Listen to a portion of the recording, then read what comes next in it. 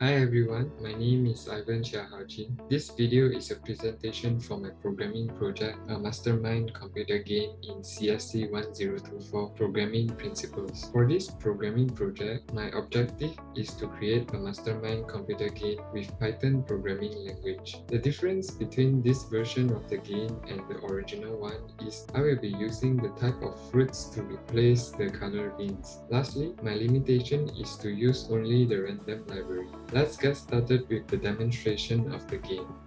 Here is the demonstration of the game. Once the program is launched, you will be greeted by a welcome message and have three options to choose, which is start game, how to play, and exit game. Let's start to learn how to play. Once you enter the objective and the instruction of how to play the game will be displayed. After reading the instructions, you can enter 1 to return main menu or 2 to start the game. For now, let's just start the game. Once the game is started, the program will give a brief instruction to guide you. Player must use the given fruit below, apple, orange, mango, and grape to guess the mastermind code. For presentation purpose, I will also display the answer right here, which I should not be displaying in the real game. Now let's start guessing.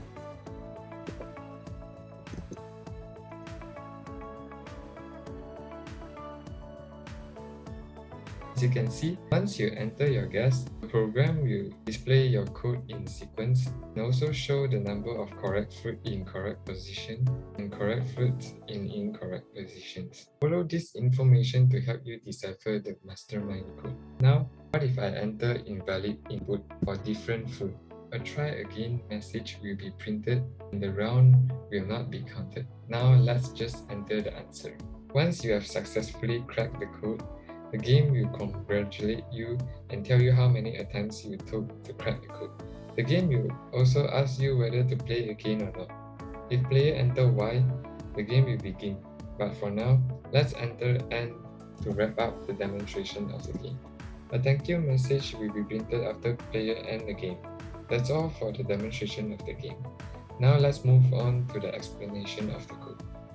Let's continue the explanation of the code. First of all, let's take a look at input and display data. A welcome message and options will be displayed to player once they run the program. This interactive menu can guide the player throughout the program. There are three options for player to start game, learn how to play, or exit. For example, if player chooses how to play, instruction will be displayed, and after finish reading the instruction, player can enter 1 or 2 to return menu or start game. If invalid option is entered, the program will inform the player to try again until the player enter the right option. Next is lists. In this game, lists are very important and useful to store player input, given fruits, and the randomized fruit. It allows us to check the number of correct and incorrect fruits. In this game, I have created three lists, which is fruit list and empty list. Fruit list is used to store the fruit that we'll be using in the game. Guess fruit is used to store player guess sequence, and the fruit code list is used to store the randomized fruit. Moving on to random choice from a list. In this game, I have imported a library called random, which is for randomizing the fruits stored in the fruit list. This randomized value is very important as it creates a random mastermind code every single game. So how does it work is, once I import the random module, this random.choice function will randomly select 4 elements from the fruit list and store it in a list called fruit code. Let's continue with if statement. I have used many if statements throughout the game. For example, here I use it for player guess sequence. If player input is in the fruit list, the player guess will append into an empty list called guess fruit and start counting until player enter 4 input from the fruit list. However, if player input is not in the fruit list, a try again message will be printed and the round is not counted. Another example of if statement is to check the number of correct fruit in correct position of player guess. If the index of player guess is the same as the index of mastermind, then the number of correct position is increased by 1. Moving on to relational operator. As for relational operator, I have used it for the main menu. After the greeting message is displayed, player will have 3 options to choose. When player input not equal to 3, the program will continue, and if player enter 1, then start game. If player enter 2, then instruction will be displayed. But when player enter 3, the game will exit and program will end. Furthermore, let's take a look at the logical operator. I've used logical operator to ask player whether to play again. If player enter capital or small letter Y, then the program will generate new game.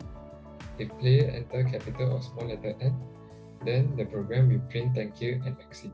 Error message will be printed if other invalid input is entered until player enter these 4 options. Moving on to loops. For while loop, I have used it for ensuring player to enter 4 fruits from the fruit list. While invalid fruit is entered, try again message will be printed and the round will not be counted. Then, I have used for loop to check whether the player guess is same as the mastermind code. If both are the same, then the correct fruit in correct position will increase by 1.